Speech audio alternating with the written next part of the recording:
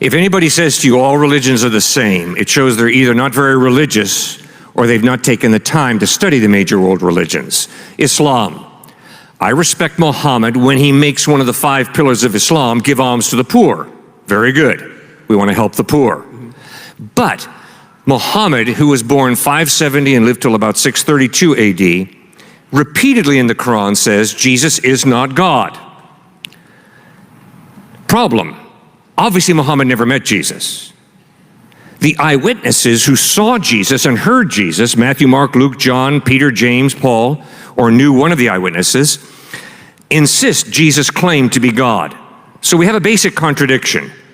Repeatedly, Muhammad says Jesus was a good prophet, but not God. But in the Gospels, Jesus claims to be God by both his words and his actions. So who am I going to trust? A guy who was born 570 years after the fact to be my primary source of information about Jesus?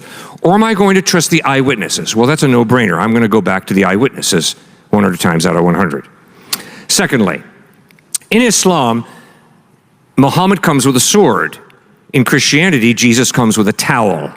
Big difference between pushing a religion through war, threatening annihilation, versus coming with a towel to serve and to love. And one of the most amazing things about Christianity is it's the largest religion in the world, but its leader is a servant who washes people's feet and dies on a cross to pay the penalty for our sin and give us a gift of eternal life. Phenomenal the way God works there. In fact, I think that it's the incarnation of Christ, the idea that God becomes a human being and is a servant and then dies a sacrificial death, that is the reason that so many people who are poor, disenfranchised, suffering, can connect with Jesus in such a meaningful way.